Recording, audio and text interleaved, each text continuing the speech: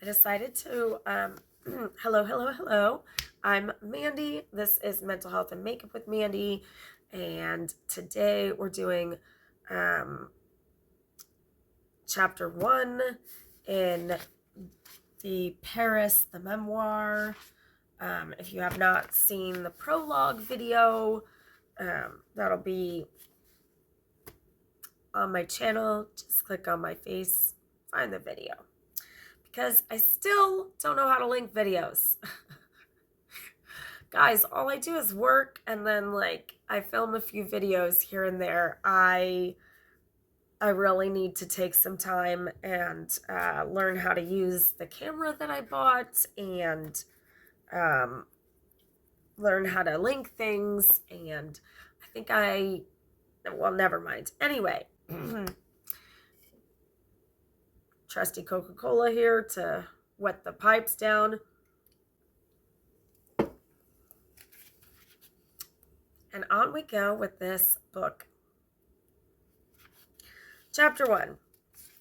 People told me it was stupid to go skydiving the morning after my 21st birthday party in Las Vegas. But back then, I didn't care. And now I know they were wrong. If you want to go skydiving the morning after a level 9 rager, go for it. Your 21st birthday is prime real estate for stupid, and a lot of stupid things you do in your 20s lay the foundation for wisdom later on. As you wise up, you realize that all the stupid things you didn't do, those are regrets. My 20s were like, damn girl, leave no stupid behind. Love the wrong men, hate the wrong men, wear the Von Dutch. I have no regrets. Okay, I have a few regrets. Skydiving is not one of them. When I decided to do it, I was thinking it would be a perfect cherry on top of the star-studded multiplicity.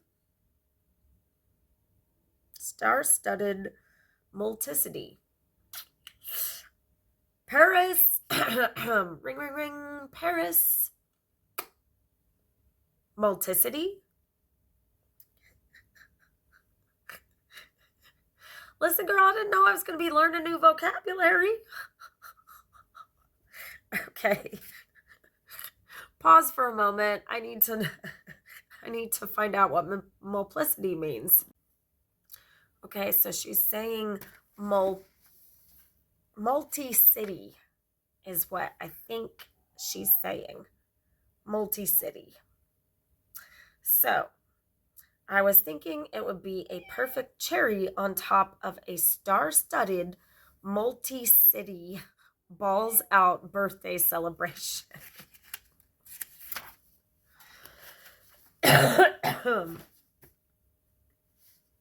That was lit AF. Possibly the greatest 21st birthday celebration since Marie Antoinette. And I can say this with authority because partying in an era of expertise is an area of expertise for me, a marketable skill developed over a lifetime of dedicated practice. A brief history of my partying legacy. Details to be developed at greater length later in this book. The parties I went to when I was tiny were mostly family gatherings at Brooklawn, the home of my dad's parents, Baron and Marilyn Hilton, whom I called Papa and Nanu. You may have seen this house on my docu-series, Paris in Love. It's the Georgian-style mansion where I got married in 2021. Designed by legendary architect Paul R. Williams, who also created homes for Frank Sinatra, Lucille Ball, Barbara Stanwyck, and other Hollywood immortals. The house was built for Jay Pally, one of the founders of CBS, in 1935. At that time, Papa was 8, living in a hotel with his big brother, Nicky, baby brother, Eric, and my great grandfather, Conrad Hilton. My great grandmother had left them, according to family mythology, because she didn't like the hard-working hotel life and gave up on Conrad ever having real money. Mentally inserting, bye Felicia, GIF. Conrad was later briefly married to the Hungarian socialite Zsa Gabor, who was broke but beautiful and happy to go out dancing every night. Zsa had a sparkling personality and developed an early version of the business model we now call influencing. Getting paid to wear clothes, appear at parties, and talk up beauty products so the brand names would appear in the Hollywood press. The marriage ended bitterly, and Conrad decided it was better to raise the boys himself. He brought them up with old school Christian values, making them work as bellhops and teaching them that work and family are jealous gods who will always be at war, fighting for a man's time and complete devotion. Papa married Nanu after World War II, and they had 8 kids. Dad is number 6. When he was little, they moved into the J. Pally house and renamed it Brooklawn.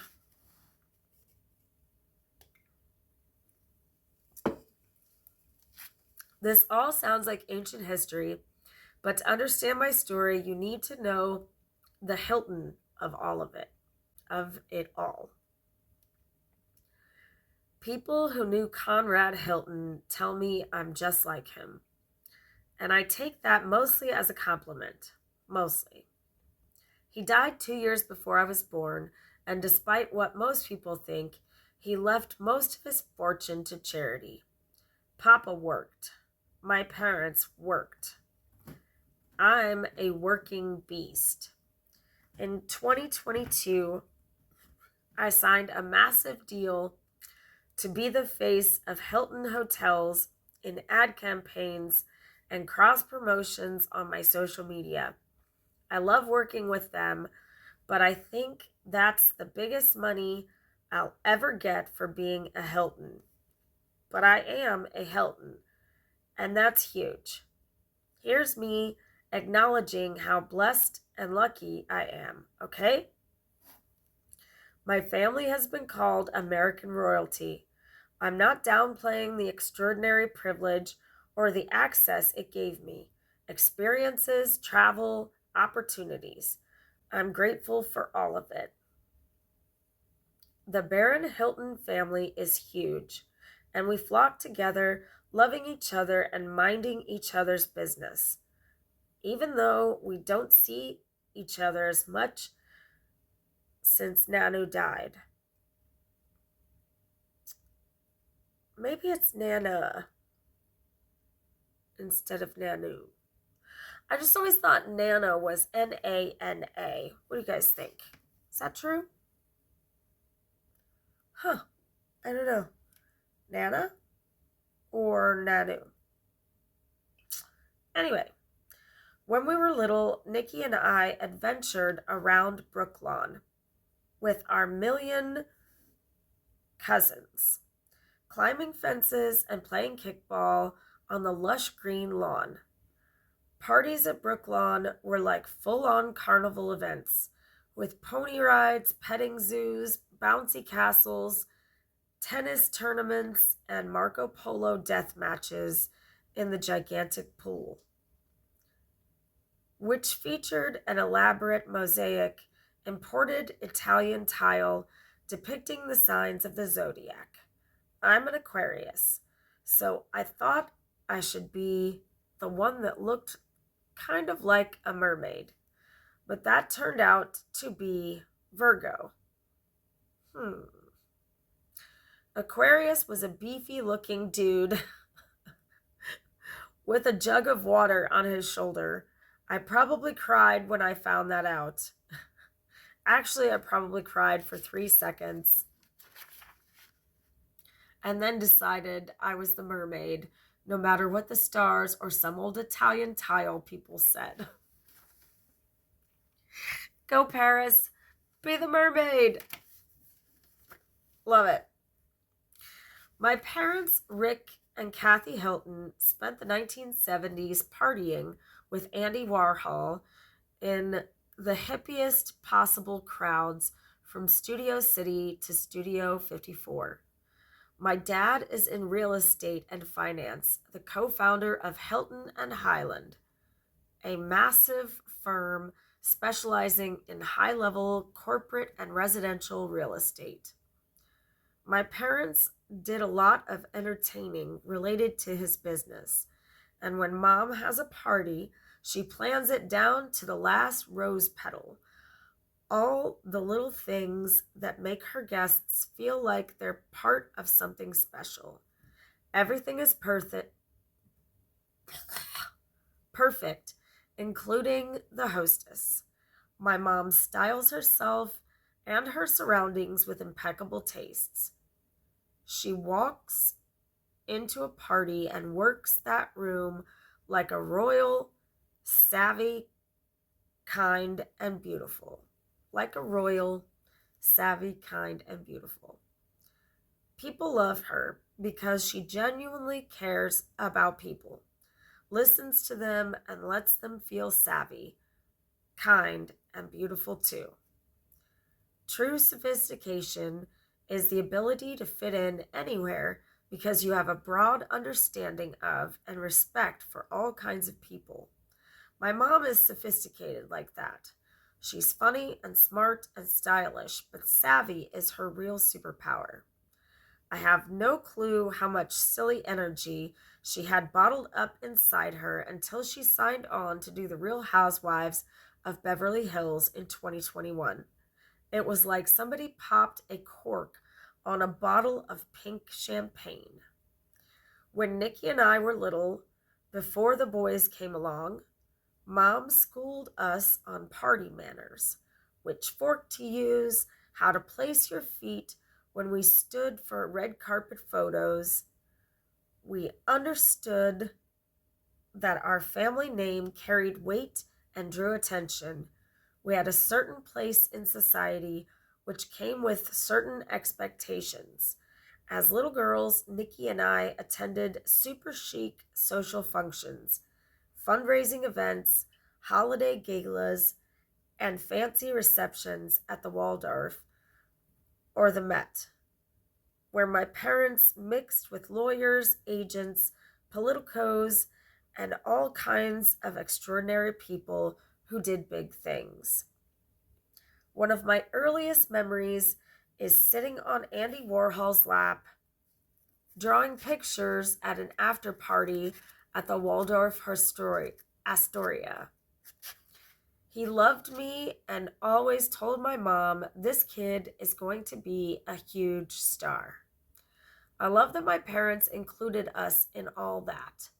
You might think fancy business and social events would be boring for a little kid, but I lived for those parties. I learned to appreciate the architecture of a good ball gown.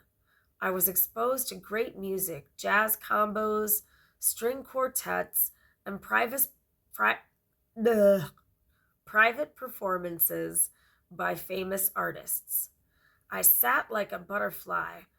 Oh, like a butterfly. Oh, oh. Like a butterfly on a fence, eavesdropping on adult conversations about corporate maneuvers, real estate deals, fortunes being made and lost, all ill-advised love affairs, and messy divorces. It was all about love and money, two things that fascinated me because everyone seemed to be under the spell of one or the other. You don't say. The first time I experienced going to a club environment, I was 12. Nikki and I were friends with Pia Zadora's daughter, Katy, or Katie, Kady. And Pia was friends with our mom. So we got back to go with Pia to a New Kids on the Block concert in LA because Pia was a celebrity. We got to go backstage and we were like dying. We're going to Bar 1 for the after party, the boys told Pia. You should come. Nikki and Katy and I were like, we have to go. Please? Please? We were all totally obsessed with New Kids. Pia was so cool, so we went over to Bar 1 and the bouncers let her right in because celebrity. Nikki and wait, that's last. The atmosphere inside Bar 1 blew my tiny mind. I had an immediate visceral response like, yes, because lights, music, laughter, fashion, music, joy, lights, white, teeth, diamonds, music, a blast of the flashy sensory input my ADHD brain constantly craved. I didn't know I was feeling an actual shift in my body chemistry, but I know I was feeling something real, and I loved it. Every part of me came alive, body, brain, skin, spirit, and it felt awesome. Unfortunately,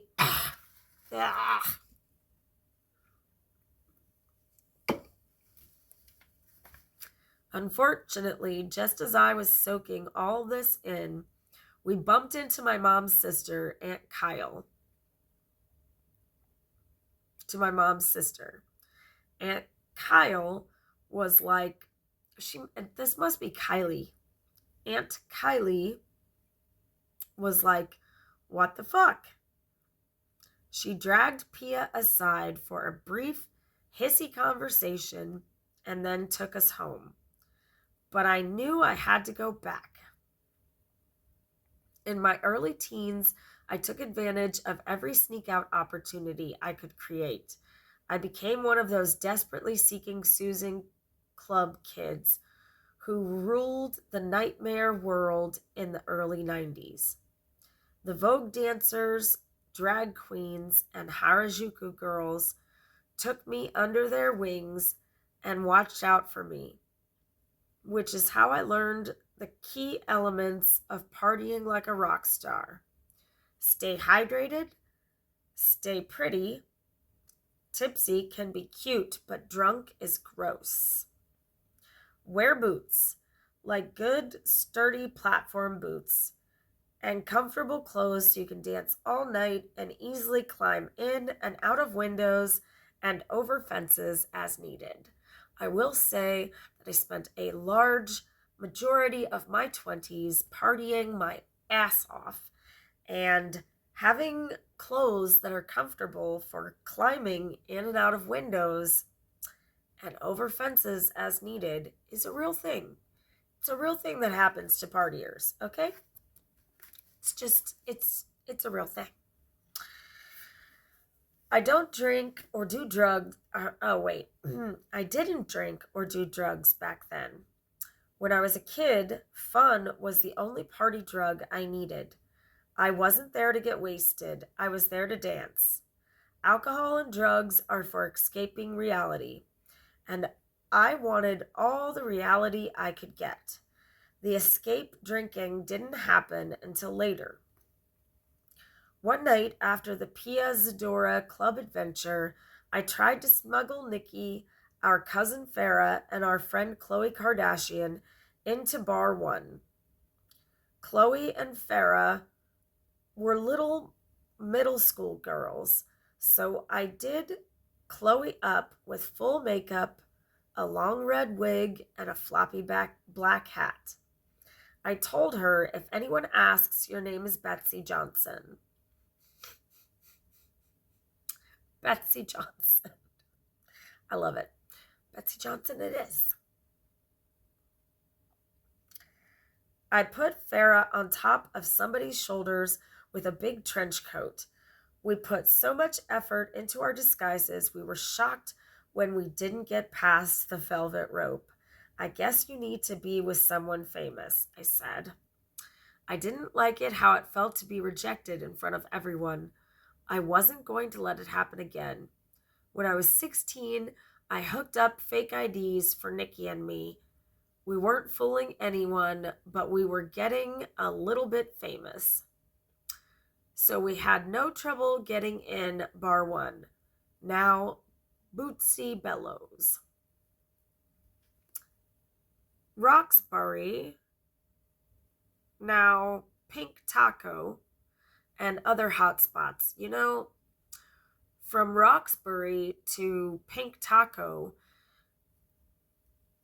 that's a big step. It's interesting. I don't know. My partying opportunities between the ages of 16 and 18 were limited because I was locked up in a series of culty wilderness boot camps and emotional growth boarding schools.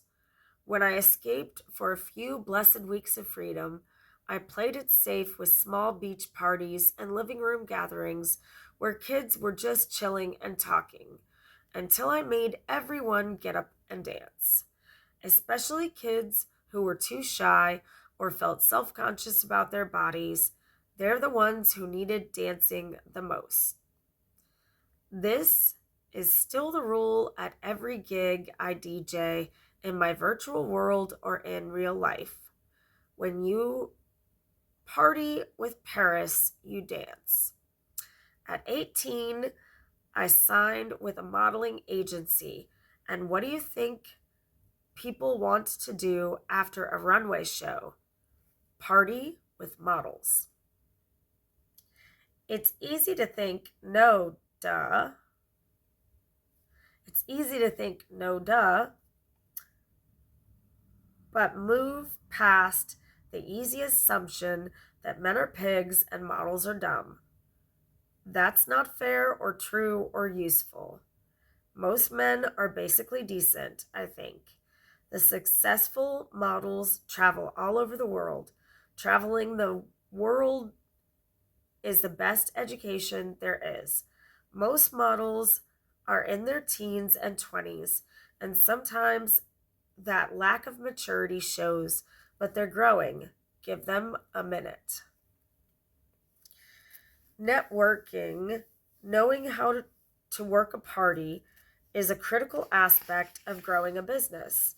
In my 20s, I was so good at both partying and business, people started paying attention.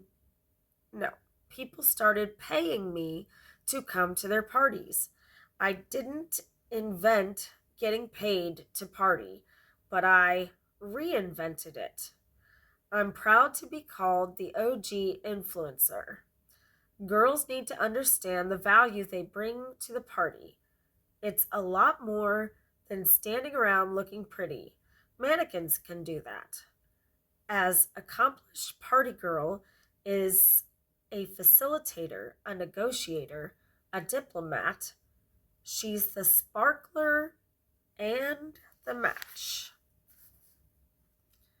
Know your worth, girls. You're not lucky to be at the party. The party is lucky to have you. I love that. Apply as needed to relationships, jobs, and family. Like my wedding in 2021, my 21st birthday celebration in 2002 spanned multiple days and time zones. I'd already been partying in clubs for years, but I was sick of bullshitting bouncers passing off fake IDs as if they didn't know. It made pretenders of us all, and that seems like such a waste of energy. I was excited to be 21 and leave all that behind. This was my first time to go out all nice and legal. So I went big, planning parties all over the world and getting sponsors to pay for it all. My coming of age birthday bash was dancing, drinking, hobnobbing multiverse that left people paralyzed with exhaustion. Obviously, I coordinated an amazing wardrobe. This was a multiple look event with a whole lineup of design forward dresses, platform heels, accessories, and diamond tiaras. This was the genesis of my iconic silver chain mail dress by Julian McDonald, a dress Kendall Jenner cloned for her own 21st birthday party in 2016. That's how timeless this garment is. I wore mine again, hell yes I kept it, on my last night in Marbella, Spain, when I was DJing there in 2017. Julian made me the chainmail dress to wear at my London party at the end of London Fashion Week, where I walked in his show. I was the bride, and the bride's dress was amazing. But the first time I laid eyes on that iconic chainmail birthday dress, I was so blown away. This dress is everything. I remember saying that about pretty much every outfit I fell in love with. And I still do. Okay, where were we? This dress is everything, I said. This dress is going to end up in a museum someday. The weight and construction are exquisitely engineered, incorporating thousands of Swarovski crystals. It moves like a liquid slinky. The neckline is cut clear down to Argentina, so double-sided tape is needed to prevent nip slip. That usually works pretty well until you work up a sweat on the dance floor, but dancing in that dress is better than a milk bath. I fell on my face when I was running to hug somebody, so I thought I should get out of those 6-inch heels. I think that's when I changed into a floaty blue mermaid dress, backless but well built, at G.O. Lounge in LA. I wore a sheer pink mini studded with a trillion hand-sewn diamante beads. Diamante? But nothing made me feel the way I felt dancing my ass off that night in the Stork Lounge in London in that silver Julian McDonald dress. I want every girl to feel that way on her 21st birthday. Free, happy, beautiful, and loved. Invincible. Heatherette made me a turquoise mermaid dress covered in Swarovski crystals to wear at Studio 54 in New York. Le Cirque put out this extreme gourmet buffet and made me a gorgeous 21-tier birthday cake. After that, there was a party in Paris, France, because Paris, and then Tokyo, where I sponsored a massive party for thousands of fans because I could never leave my little Hiltons behind. Then I went back to LA and did a rolling bash that moved from LAX to my house on Kings Road with friends and family I'd known and loved all my life. My house on Kings Road was piled high with presents. Friends and fans from all over the world sent roses, rings, bracelets, stuffed animals, so many sweet, thoughtful gifts. I was so touched by the loving words written in cards, letters, and emails. I wrote thank you notes until my arm was ready to fall off. Curating a party crowd is a skill. Andy Warhol was the undisputed mastermind of party curation. Prince inherited the title from him and took it to the next level with the secret sauce: music. That's what stays with me from all those parties: the music and the people. My sister and my cousins, lots of childhood friends like Nicole Richie, the hot matriarchs, Mom, Kris Jenner, Faye Resnick, Aunt Kylie, and Aunt Kim. Random legends like P. Diddy and the restaurateur Ciro Marconi. I don't know. All the family and friends who've been a constant in my life, but also a lot of cool people who came and went, because some friendships just have their seasons, and that's okay. This fascinating assortment of people danced to my hand-picked playlist. Everybody danced.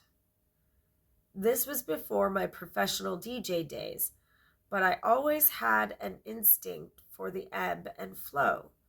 Club music of the early aughts was made for raging. Chemical Brothers, Star Guitar, Depeche Mode, Free Love, DJ Disciple, Caught Up, featuring Mia Cox, Funky Green Dogs, You Got Me Burning Up. I also had to have my soul song, Ultra Nate, free. At the Bellagio in Las Vegas, DJ AM played, so I knew the music would be on point. I didn't want that night to be over. For most of my adult life, if I slept without my dogs, and a lot of times even when I had them with me, nightmares chewed through my brain and tore up my stomach, so I was terrified to fall asleep. I put it off as long as I could, partying on, dancing, drinking champagne, dancing, drinking, laughing, dancing, until it was morning and my body was like, bitch, stop, it's over. And the next thing I knew, my phone was vibrating in my armpit. Someone was pounding on my hotel room door. Paris, wake up. We have to get to the airstrip. I opened my eyes. The room reeled like a disco ball. What? Why? Where are we going?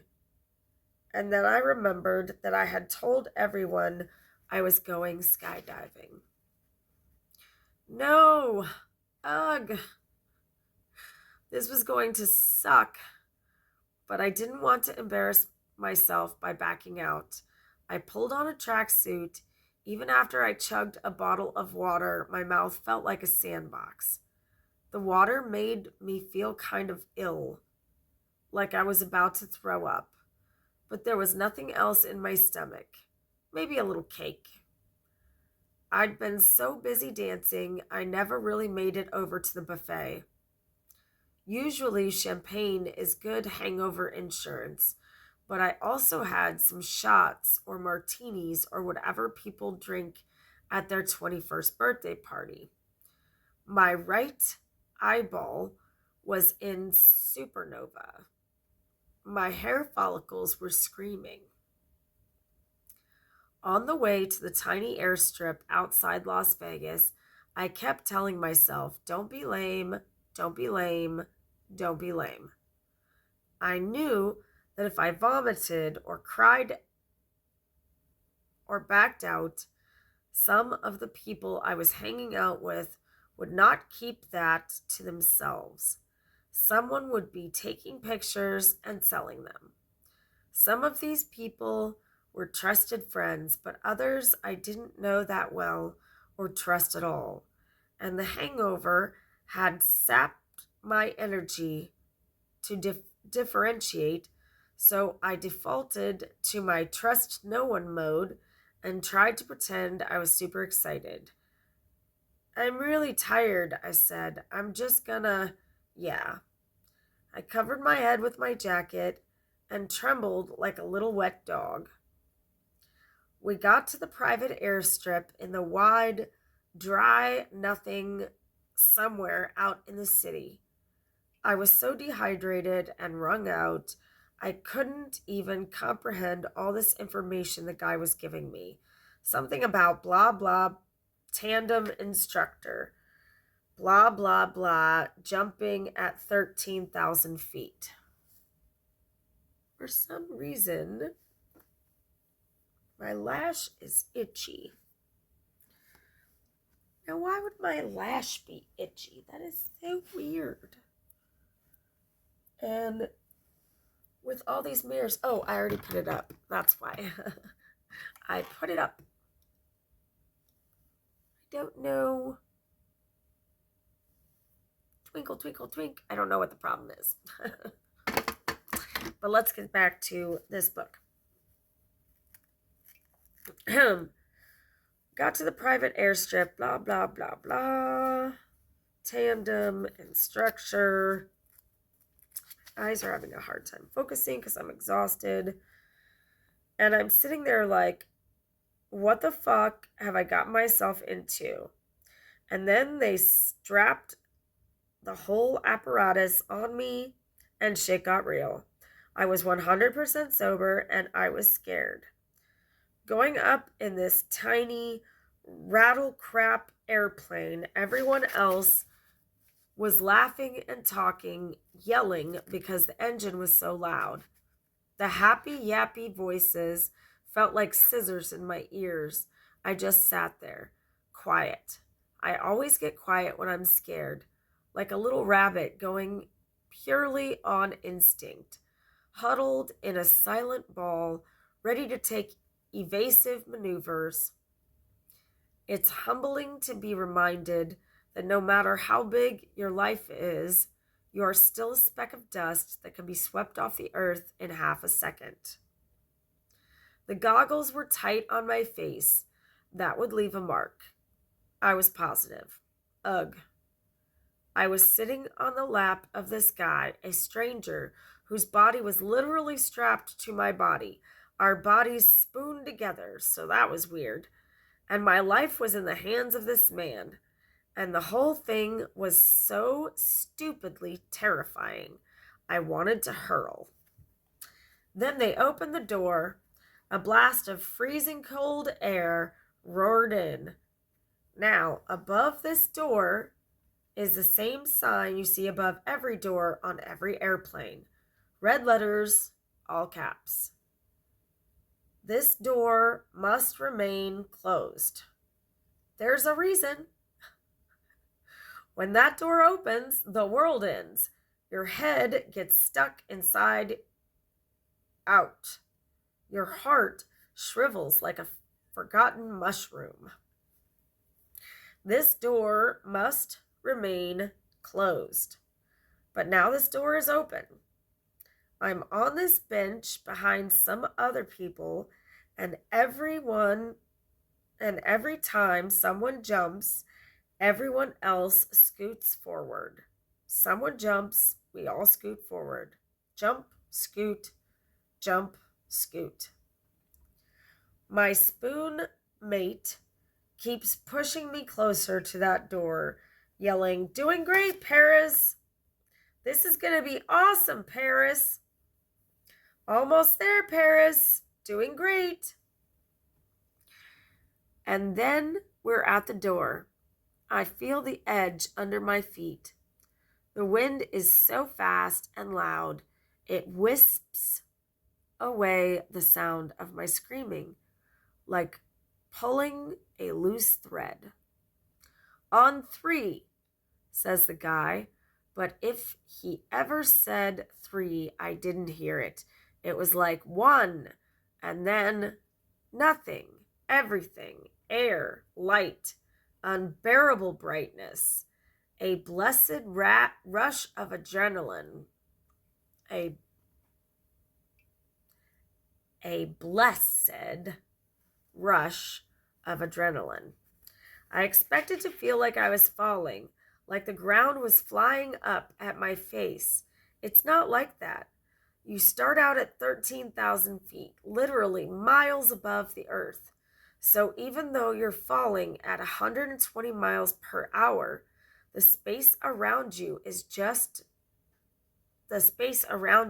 so vast. The distance so great. Your perspective is that of a slow-moving cloud. There was nothing to hang on to, nothing to let go. I opened my arms and felt unpolluted joy, freedom, ecstasy. Everything you want but will never get from drugs or money or even love. All the constant cravings of my adrenaline junkie brain. Conrad Hilton was a religious man. He wrote a lot about God, feared God, wanted to know God, craved God. He should have gone skydiving. The tandem instructor released the chute, and I was caught up in a slow, quiet ride, suspended above the desert like a diamond on a delicate silver chain. I stopped thinking, stopped trying, stopped wondering. The sky was crystal blue perfection, which reminds me of the song Crystal Blue Persuasion by Tommy James and the Shondells. If you have never heard that song, check it out. It's amazeballs. The sky was crystal blue perfection. The distant mountains were wrinkled yellow and ochre, iced with midwinter snow. The wide-open desert gave up 1,000 shades of gray, sliced with highways, dotted with boxy little structures. The insignificance of anyone who'd ever loved or hurt me. The insignificance of myself. There was no audience to play for, only profound peace, a state of grace. We descended, riding the wind, borne on soaring updrafts. Gratitude, elation, triumph. I'm here. I survived. I'm not afraid. I love my life.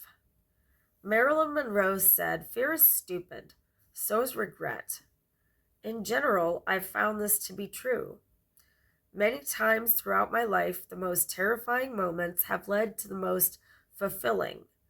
Free falling over the Nevada desert is just one example. I want to tell you about a few others, even though I know not everyone is going to like what I have to say. We all have that jump door inside us, and for a long time, I marked mine with red letters, all caps. This door must remain closed. Brace yourselves, bitches. We're about to pry it open. Man, she is a good writer. Did you write this yourself, Paris? Let's read the back cover here with her and her little fluffy white dog. And your little dog, too. Paris Hilton is the world's most recognizable influencer, defining and dominating pop culture for over 2 decades.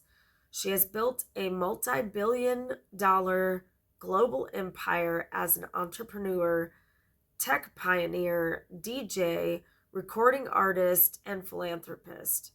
In 2021, Paris launched 1111 Media, a next-gen company at the center of pulp culture, connecting content, commerce, and community. Her proudest achievement is her continuing impact as an advocate and activist dedicated to empowering and elevating young women and girls, including spearheading meaningful legislative changes in the troubled teen industry. She lives with her husband in Los Angeles. ParisHilton.com. Yeah. Wow. Very, very cool. So, next time it'll be chapter 2. Thank you guys so much for listening, watching, whatever you're doing. Maybe you're going to sleep to the sound of my voice. It's going to change the next time you see me for chapter 2. Hopefully I won't be sick again. And we'll read chapter 2 together as well. Thanks, guys. I love you. Bye.